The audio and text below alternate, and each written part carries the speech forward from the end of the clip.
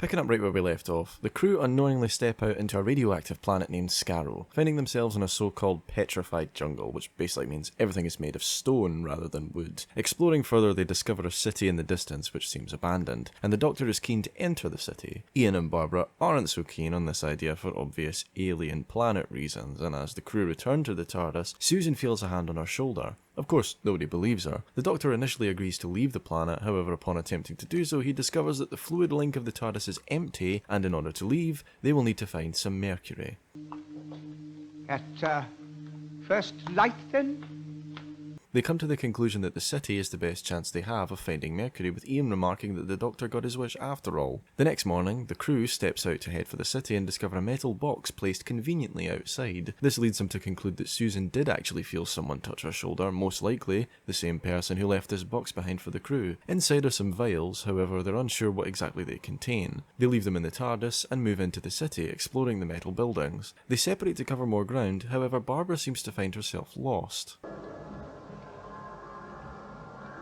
Would I have been smothered if this were in 4D? That's a bit of an odd creative decision there, but I digress. Barbara is confronted by an unknown creature trapped in the winding corridors of the building. The rest of the crew meet back up and discover Barbara is missing, beginning a search party. In a particular lab, they discover that the city is radioactive, and the Doctor concludes that they all have radiation poisoning. This is where we discover that the Doctor actually lied about the fluid link in order to get his way and explore the city. This brings up an interesting point within Doctor Who canon, and that's that the Doctor lies. On multiple occasions throughout the show, the Doctor will openly contradict himself about his origin, as well as to protect his companions and get his way. You can probably chalk a lot of the contradictions up to different writers with different ideas, however I like the idea of that headcanon explanation to make sure that everything works over the course of the grand 60-year story. The crew leave the room and are ambushed by the strange creatures.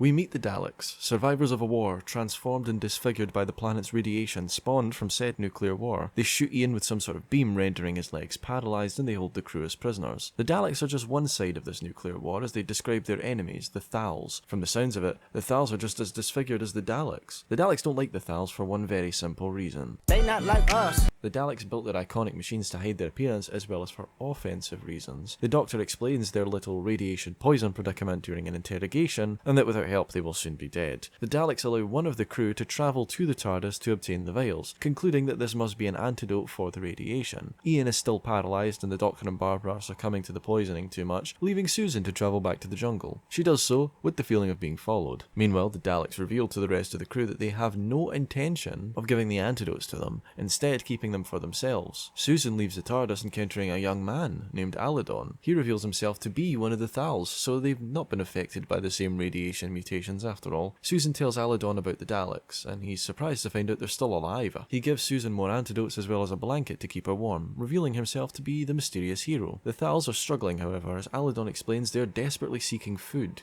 now hoping they can negotiate with the Daleks for nourishment. Susan makes her way back to the city as Aladon finds the rest of the Thals, camping not too far away, and informs them about the Daleks and Susan. Susan gets the antidotes back to the crew and explains that she's met a Thal, and that all they want is peace with the Daleks. The Daleks are actually listening in on everything and have Susan write a note from the Daleks, inviting them to collect some grub at the entrance hall of the Dalek city, which is when the Daleks plan to ambush the Thals and quote-unquote exterminate them. The Thals receive this message, and although some are sceptical, Aladon assures them it's genuine as it's signed by Susan's name. After they feel better, the crew begin to plan their escape, staging a fake fight to break the Dalek surveillance camera. Now the Daleks aren't listening, the Doctor concludes that the Daleks function off of static electricity, explaining the metal floors for their machines to move around on. If they were to find a way to sabotage the circuitry, they could theoretically immobilize the Daleks. They concoct a plan using Aladon's blanket as well as some mud made from the dirt on Susan's shoes to conquer a Dalek for their own use. This works, removing the Dalek creature from the machine, and Ian takes the realms. They head out of the cell as we get a little tease of the Daleks' real appearance. Their plan doesn't work for too long, as one of the Daleks figures out this one ain't legit after talking with some other Daleks. The Doctor seals themselves inside the room with the elevator, and they're unable to get Ian out of the Dalek machine. He insists that they leave first and send the lift back down for him. They do so as Ian finally manages to escape the machine, narrowly escaping the Daleks' attack. Finding themselves at a window, they see the Thals heading straight for the ambush and attempt to get their attention.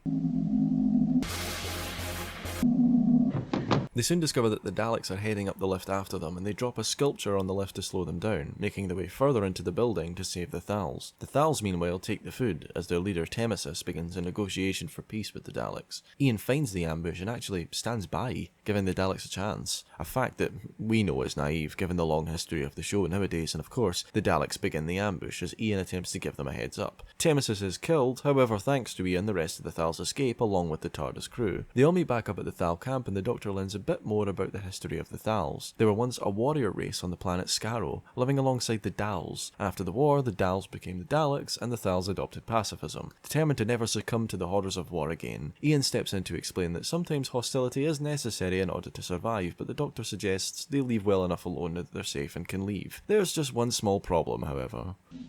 Fluid link. You've lost it? Ian, you can't have. Now they have no choice but to return to the city and find the fluid link. Ian wants the Thals to come with them, but they refuse to use combat, claiming that they're incapable of it. Ian, the badass he is, stirs up Alidon, now the new Thal leader, to prove that they are capable of it, threatening to take one of the young female Thals to the Daleks as a bargaining chip. This works, and the Thals agree to help the crew. They decide to split into two teams, one to distract the Daleks from one side of the city, and the other crew to secretly infiltrate from the other side in the meanwhile. Meanwhile, the Daleks administer the radiation antidote to a small group of themselves, discovering that this actually kills them. They have become so accustomed to radiation that they need it to survive, so they plan to increase the radiation levels of the planet so they can survive longer, killing the Thals in the process. What better way to do this than a good old-fashioned bomb? Team Surprise Attack, consisting of Ian, Barbara and 4 Thals, sets off through the Lake of Mutations, a dangerous area full of mutated creatures. Sure enough, they encounter whatever the hell that is, and escape the monster. The next morning, Ian finds a group of pipes leading from the radiated lake straight into the Dalek city. One of the Thals goes to refill their water supply and is killed by a mutated creature, leaving 3 Thals remaining. They set off into the filler mountain, resuming their journey. Team Distraction, consisting of the Doctor, Susan and the remaining Thals, beam some lights at the Daleks' communication tower, sabotaging their surveillance system. The Daleks discover that they won't be able to make a bomb big enough to cover the whole planet for another 23 days. However, their brainstorming session is soon interrupted as the Doctor and Susan sabotage the static electricity circuit box, using the TARDIS key as a conduit to reroute the electricity. They're captured and the Daleks reveal their new plan to the Doctor, blowing up their own nuclear reactors to wipe out all other life on Skaro. Back with Team Surprise Attack, a rockfall occurs within the mountain, injuring one of the Thals named Antidus. This traps the team in the mountain with no way back, leaving forward as their only option. This is where they discover the dreaded gap. Every person who has seen this serial is aware of this gap, as the team have to work together to cross it, which takes them over 10 minutes of the episode to do. That is half of episode 6 spent trying to jump over a gap. They all begin to make their way over, leaving Antidus to be the last to cross. He unfortunately doesn't make it and falls down the gap, hanging by the rope tied around Ian. This pulls Ian over the side of the cliff, hanging on for dear life. Antidus sacrifices himself to allow the team to go on, leaving 2 remaining Thals. This proves futile, however, as across the gap is a dead end, leaving the team trapped in the mountain. But wait. There's a light coming in here. That's right, through the rocks, a light creeps through and the team bursts through straight into the Dalek city. Back with the Doctor, he desperately tries to delay the Daleks' plan by offering them his TARDIS. Well, not his one, but he'll build another one for them, effectively introducing the concept of time travel to the Daleks. I think this is something that the show should really focus on more. Had the Doctor never let the Daleks know that time travel was possible, they may never have become the unstoppable force they would be later on in the show. The Daleks don't agree to the Doctor's terms, instead just claiming he'll use his TARDIS after he's dead. Team Distraction isn't done yet though, as the Thals still remain. Alidon leads an attack on the city, bumping into Team Surprise Attack, where they learn about the Doctor and Susan's kidnap. No, he must have been captured by the Daleks and Susan. In the most tense scene of the story, the two teams combine to stop the Daleks' plan with seconds flat, dealing with the Daleks the old-fashioned way. I miss the 60s way of dealing with the Daleks. No guns, no weapons, just jump them like they're walking down a dark alley. The Thals and the crew are victorious, and in their last moments the Daleks beg for mercy, wanting the Doctor to repair their system. However, the Doctor declines. Even if I wanted to, I don't know how. The Thals now come to terms with their actions, referring back to their warrior roots for just a brief moment. However, they still plan to practice their pacifism beliefs now that the Daleks are dead. Now with the fluid link, the crew bid farewell to the Thals as Barbara... What? Where did that come from? Oh, I guess I'll try to explain that in a minute, but anyway. On departure, the TARDIS encounters some sort of turbulence as the console explodes. So the Daleks was written by a guy called Terry Nation, who was trusted so much with the Daleks that he continued to write a lot of the Dalek stories all the way up until season 17. Mother of Christ, we've got a long way to go. This story was sort of written last minute too, as the original plan was to go straight into Marco Polo. However, the production team thought this was a bad idea, as Anthony Coburn's story The Stone Age was originally planned to be the second story, but was pushed to be the first after the story The Giants was scrapped. This would mean that they would have to have two historical stories back to back, and they instead wanted to balance it out, so the Daleks were created. The Giants would later be reimagined into the season 2 serial Planet of Giants down the line, and the Stone Age would go on to be an unearthly child. This is a story that made Doctor Who the iconic phenomenon it became. While reviews were pretty good for the first story, it was the Daleks that got people watching, and since it aired over 7 weeks, once word of mouth spread, you could still tune in and watch it that week. That's right, this story is 7 episodes long, one of only 5 Doctor Who serials to reach that count, and while later we will see some longer stories, this story does well to fill that very long runtime. For the most part, the first 4 episodes are paced excellently, with the story constantly moving. In episode 1, we get some more exposition of the TARDIS, revealing how the crew eats while on their travels using one of the many TARDIS contraptions. We get some great moments amongst the crew as the Doctor and Barbara begin to form a great dynamic together. At one point in the first episode, the Doctor asks Barbara to relate to Susan as he finds this hard. That's a great character moment for the Doctor, where he shows some vulnerability, and the Doctor is portrayed far more traditionally in this story. However, he does still show some cunning and manipulation, tricking the crew into thinking the fluid link was empty just to get his way, which kicks off the whole conflict of the story in the first place. He is young. Despite his elderly exterior and his ego, he lacks the judgment to be cautious around other life forms, as their ways of thinking may not be like his. He discovered this in a more positive way with human beings in the first story, but now we see the other side with the Daleks. It's not until we reach episode 5 where things start to slow down a little bit. It's only natural for there to be some downtime before the climax, as it was the 60s, so asking for non-stop action is a big ask. Most of this episode is just focused on character building, with the Doctor and Ian sharing this cheeky moment. It's Chesterton. Yes. Eh? Did I know that? The Doctor and Barbara continue to grow closer, as well as Barbara and Ganatus, I knew that. By growing closer, I mean they have like one conversation, and this is never brought up again until their kiss at the end of the story. This brings us to episode 6.